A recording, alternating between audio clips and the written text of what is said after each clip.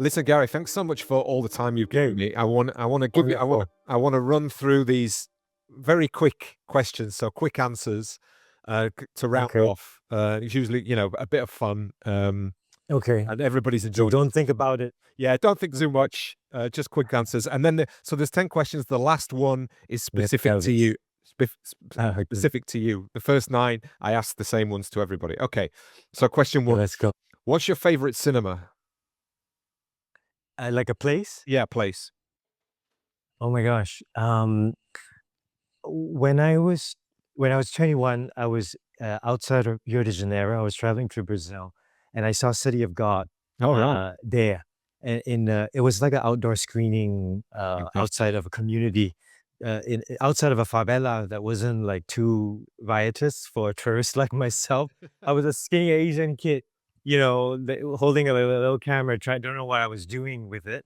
So it was fairly safe for me to be there, but it was really a special experience to watch that film there in Wow. Rio de Janeiro. Yeah. Oh, that sounds great. Yeah. Okay. Which streaming services are you subscribed to? Just Netflix, I think. Yes, Just there's a Netflix. family around. Right. Okay. Yeah, I think maybe there's Amazon Prime as well. Okay. But to be honest with you, and this is something I don't know if we should say this on a podcast, but I'm from Malaysia, right? And Malaysia is known for like piracy. Like I grew up on DVDs. Do you know what I mean? And the reason is because we wouldn't get these movies in our theaters. It's not like we have a chance to wait for them. They don't come here. So naturally, a lot of you still come across a lot of stuff online, and that's really much part of our kind of our visual I don't know, the way we go about things. It's like, well, if it's not coming and there's no way to get to it, Yeah. there's too many hoops that we have to jump through. I'm just gonna find what I have to find. Yeah. So I do watch Netflix, Amazon Prime. Yeah, Okay. I think those two, a bunch of others that I shouldn't reveal. Some other sites. No problem. No problem. Keep it stum. Okay. Do you prefer watching alone or watching with friends? Oh, alone. But definitely not more than like 2 people. Yeah. Okay. Yeah. Because Yeah.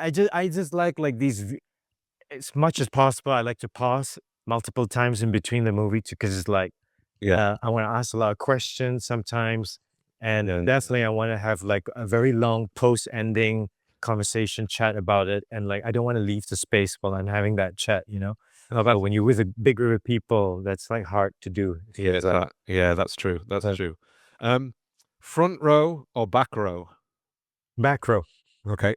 Yeah, I'm very I don't know, like what's the word? Paranoid when I try to find seeing environment, I'm always sitting in a corner. Okay. But I just always want to have my eyes on the door because you never know who's gonna come in and try to snatch your shit. Like, I'm very gangster about that. I just want to position myself. And I'll move as many times as I need to in the restaurant in order to feel like, okay, I'm safe here, like usually. So definitely back row. No, I'm the same. Also, like, like this doesn't feel like a very good, I don't know, front row is No. difficult. It depends on the cinema, doesn't it? Because I like to have the screen that's just so. I don't like to look up too much like this, like you do. I like it to be there. So it depends really for me where the seating is in line with the screen. So yeah, interesting. And also, I don't mind the heads in the audience so much. Yeah. I don't need everything to be completely, obstruction free. Like, because you're there with people, right? Yeah. You're in a communal environment. Sure. So that's part of the experience, I think. Okay. Yeah. Question 5. An actor that you'll watch in anything. Oh, uh, uh, Kate Blanchett. Oh wow. Okay. Okay. Great. Yeah, for sure. She's so versatile. Like, what has she done that's not watchable? I don't know. Everything she does is good. Yeah. Everything. Yeah, that's true. An actor you just don't get. Yeah, if there's one that I don't get, I probably didn't hold on to them very much. Like I can't think of one that I would want to hate on a little bit. No, that's good. Nothing's coming to mind really. I do think I would love to see like Jennifer Coolidge. I kind of get her revival. I get Yeah, why yeah. the White Lotus moment was kind of a play off of the only other cinema persona that she had done before in like Legally Blonde that was very successful, and I get why that was so well, such a good fit for White Lotus. But I just want to see her do more. Like Mhm. I want to see her do stuff that's not just just playing, feels like she's playing herself or something. Sure, Like sure. some meaty stuff I would love to see, but that's not like hating on her at all. No, no, Yeah, no. she's good. No, Yeah. that's very nice. You're the first person who's kind of been like, everybody else I've talked to has had like one person they're like, I can't stand that person. Really? There you go. Yeah. So you're very nice about it. So that's good. No, honestly, I can't think of anybody that I can't stand Yeah. on film. Like, Okay. because I wouldn't blame them for it. I would No, be like, no. well, maybe the script or the way they're directed, I Yeah. mean, so many factors. Yeah. Yeah, that's true. That's true. Okay. Question 7. The most physically affected you've been in a cinema. Like you're watching something and it's just physically really Mm. made you feel something. Well, definitely, when I was like in my early 20s, Jane Campion's The Piano.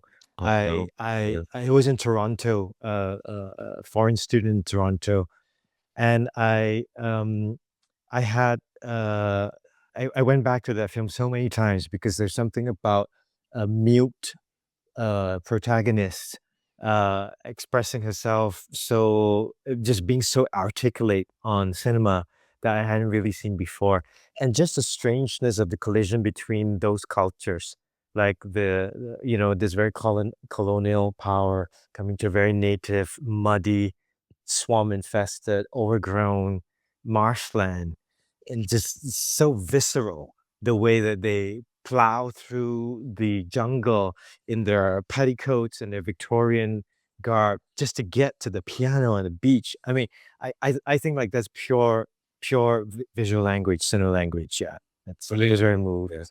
Yeah. That was really well described, by the way. That's a cut point there I can take out. So Yeah. thanks for that. Um, Yeah. so would you walk out or would you stick it to the bitter end? In a relationship, No, no, no, no. Just in a movie. the toxic relationship, or No, you get rid of a toxic relationship. I said, "Yeah, I'm out of there 5 seconds. They're done that. I'm gone." But you know what I mean. Uh, In a movie, you're so there is this sort of this sensibility, which means doesn't matter how bad it is, stay to the end. But and other people will be, I don't like this movie, I'm going. I think it depends on the setting that you're seeing it, like who you're seeing it with. Like there are times when I've seen something that, okay, this is just not the right time and a place for it. I'll return to it later, bookmark it. I'll watch it alone. I'll watch it at home or something when I have Yep. maybe more resources to manage this like difficult Mm. watch. Like it's a bit of a tedious experience, but some good things for you tend to be a little bit tedious. So you should Yeah, try to yeah. go through it anyway, cinematographically. So, what was the question again? And did I answer it? So yeah, no, it's whether in the cinema particularly whether you would walk out or whether Right. you would try to stick it out no matter what. Yeah, I've rarely walked out. I think the only film I've actually like paid ticket price for and then walked out of, I, in Shanghai, I did a commercial in trying to South Africa. They were trying to sell Rooibos tea to the Chinese, which is like selling ice to the Eskimos. And it played in the previews of for 2 weeks in the theaters. And so I went to that like midnight screening of Transformers or something like that, just to God, see like a yeah. commercial. So I walked out of that, you know what I mean? But Yeah, well, I don't blame you for that for sure. Uh, yeah, yeah. so question 9. Okay, and this is kind of a relationship one, but what's a film that's a relationship deal breaker? So either you love a film and the person you're with has to love it, or they like a film and you're like, this is terrible. I can't be with this person. I mean, you have to love like okay, for me specifically as a queer person, Happy Together and Wong Kar-wai, Right.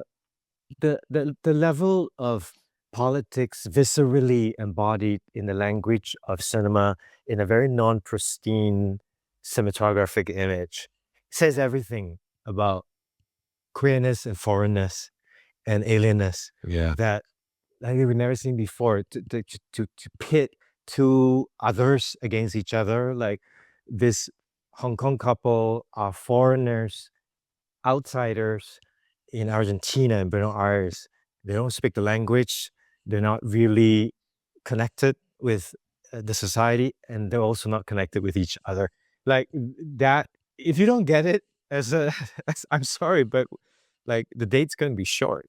Like let's just call it a night after drinks or something. Like, yeah, I mean, so let's not talk about that further.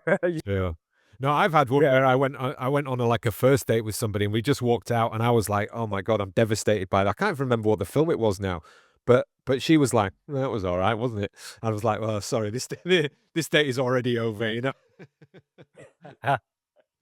Um, Although it's like, I mean, okay, but it also depends the time of the day that you watch this film that you cannot agree on. Because if it's a matinee yeah. and you've like had a really nice lunch, maybe you're a little bit buzzed, okay, that's fine. Yeah, yeah. But please don't let it be a evening screening which is like loaded with a lot of room for post-film banter Yeah, afterwards yeah, at the yeah. bar or something. Because that's gonna kill everything. Like, yeah, that definitely what Yeah. I can't look beyond that after to be like, Sure. yeah. Okay, final question. And it is a tricky one because I was trying to come up with one for you specifically, but so this is quite broad, but what do you think the cinema experience will look like in 30 years' time? Oh, wow. Oh, that's for me. In 30 years time, to be honest, like I'm having a hard time even picturing 5 years time. And like where I see myself as a creator in that process. And like so many visual creators and storytellers today, we're trying to project and speculate in order to have like a game plan Mm. for how things are going to change. And I also realized that that's part of what, on a personal level, trauma does to you because you can't be in the present. So you get very analytical about like what kind of a person is this, what kind of a moment is this, and how much time do I have? You're constantly strategizing, so you can't really find your way through it, or you can't really listen to the other person because you've got all these projections.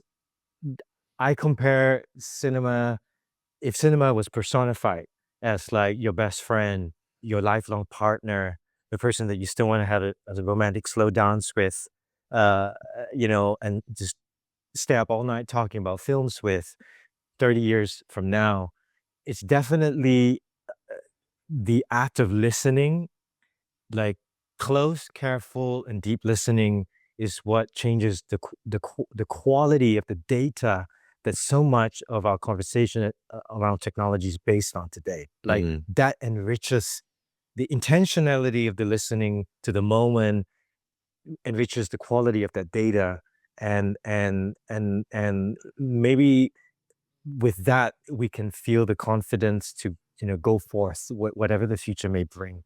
So again, maybe this is like too esoteric for No, that's the kind perfect. of conversation we're having or something, but like it's a toss up. We lived in times when Yeah, yeah. why not go there, or Yeah, you yeah, know what I mean? absolutely. No, I think the Yeah, question is, I think you've interpreted the question perfectly because it's less about what the technology is doing and what about what we're doing, you know? yeah, So, yeah. yeah, And like how we're regulating ourselves through it, because yeah, time honestly is like so subjective. Like, you know, we use time in so many different ways. It's slow or it's fast, depending on what kind of experience we're having. yeah. So I don't know. I'm just trying to be as um, present as possible Mm. now, and hopefully I make it through the year. Yeah.